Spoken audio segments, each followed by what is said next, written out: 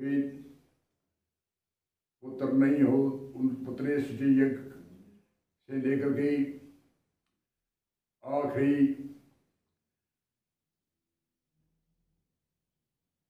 बाल लीला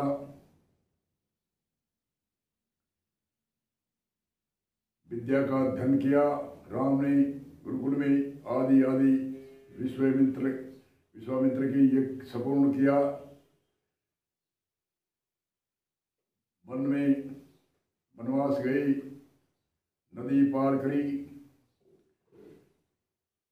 आदि आदि इस घटना के ऊपर तुलसीदास जी ने राम के जो रोचक ज्ञान, भयानक ज्ञान, यथार्थ ज्ञान, तीनों ज्ञानों की रामायण में एक मर्यादा,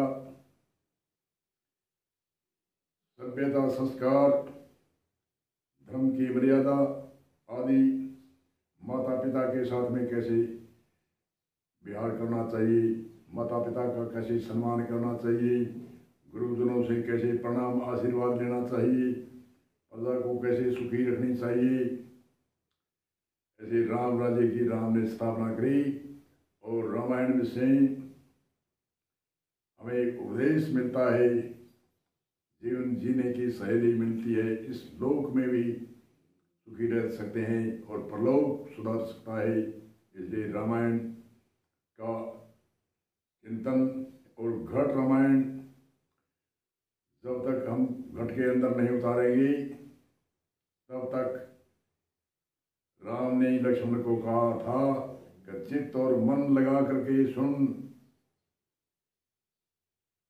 बुद्धि से और सुन हे लक्ष्मण, मैं तुझे अध्यात्म ज्ञान, तत्व ज्ञान ऐसा बताता हूँ और इन इन चीजों का त्याग कर, इन इन चीजों का धारण कर। ये हमारी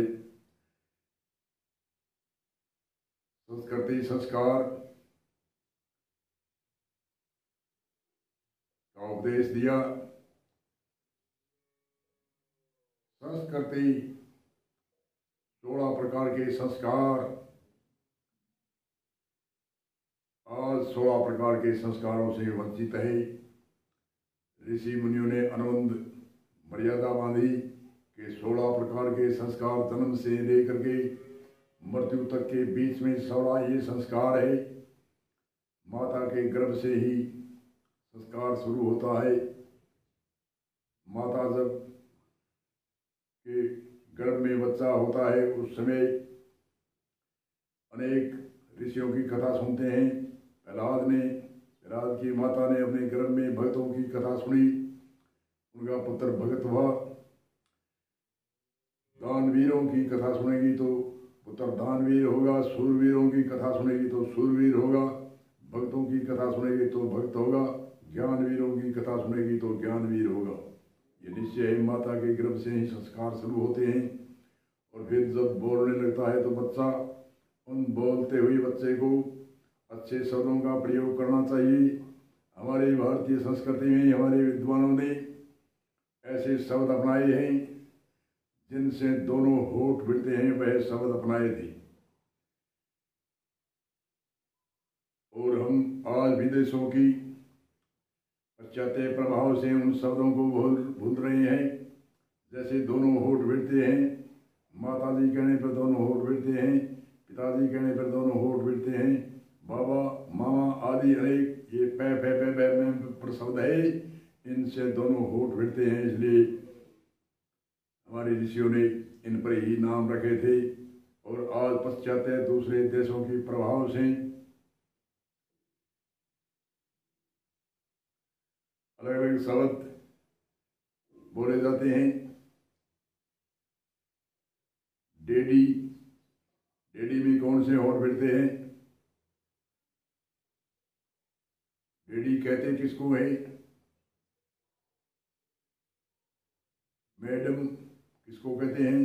शब्दकोश डिक्शनरी में अर्थ करने पर मालूम होता है क्या शब्द है ये। अंकल जी, अंकल जी क्यों कहते हैं? अंकल जी तो हमारे में अक्ल नहीं है इसलिए अक्ल जी कहते हैं, क्योंकि दूसरे देशों में कई ऐसे कॉन्वेंट स्कूल, आंगनबाड़ी के ऐसे स्कूल है, उसमें बच्चों को, छोटे बच्चों को फीस देते हैं गवर्नमेंट की। एक संस्था है सरकार की कहो, चाहे शासन की कहो, चाहे पब्लिक की संस्था कहो, उनमें छोड़ देते हैं। उनको मालूम नहीं कि हमारे माता कौन है, पिता कौन है।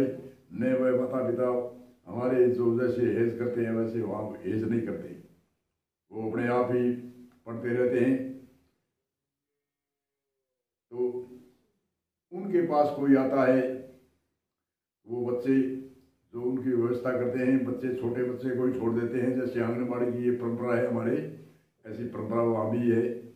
छोटे बच्चे हमारे तो घर में आते हैं, वापस जाते हैं, वहाँ आते जाते नहीं, वो व्यवस्था रखते हैं, पैसे देते हैं नौकरी के लिए। वे क्या कुछ नहीं करते, सब कुछ करते हैं, उनको नोना धोना सब करते हैं पैसे के लालच में, नौकरी की लालच में।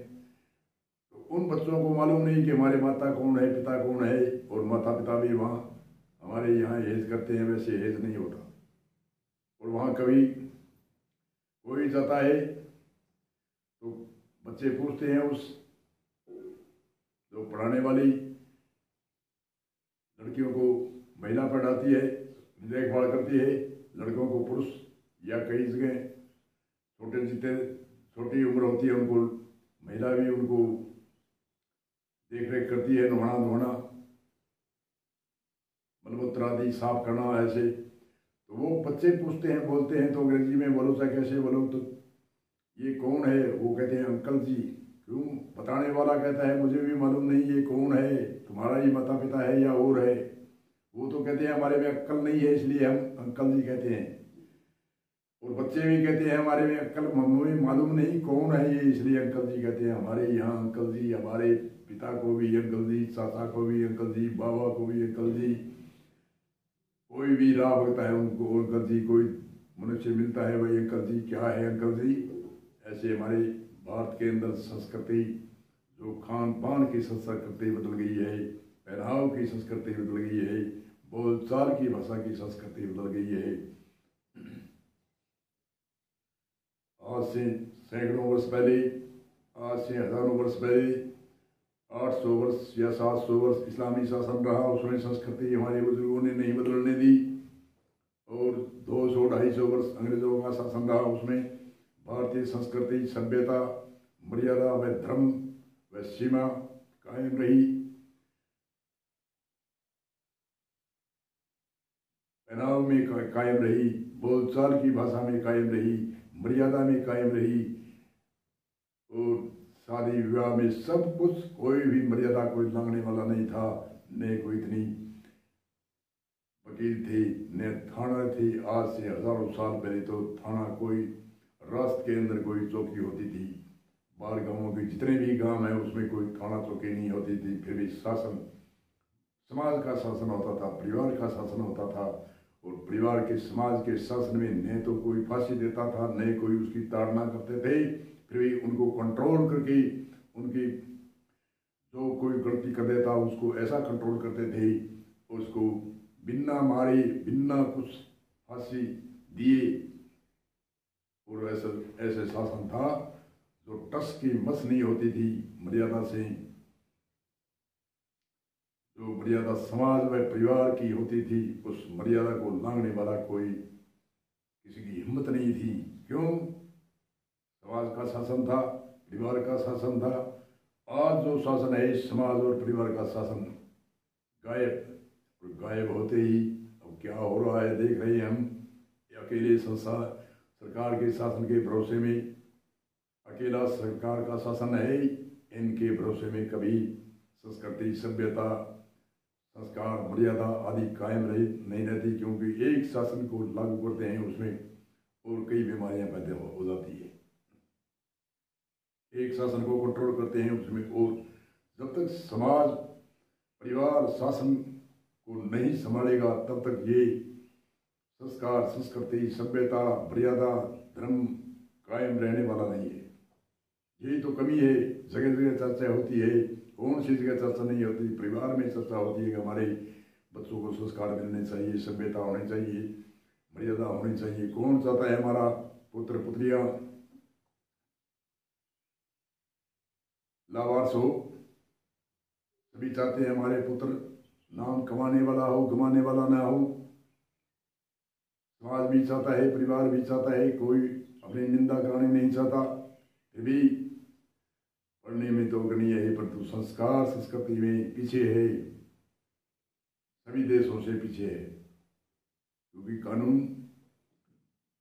सकता है जिस देश की, उनमें समाज का शासन भी है, परिवार का शासन भी है और सरकार का शासन है। तीनों शासन जब तक नहीं होगी तब तक संस्कार संस्कृति सभ्यता मर्यादा धर्म आदि पर चलने नहीं देती।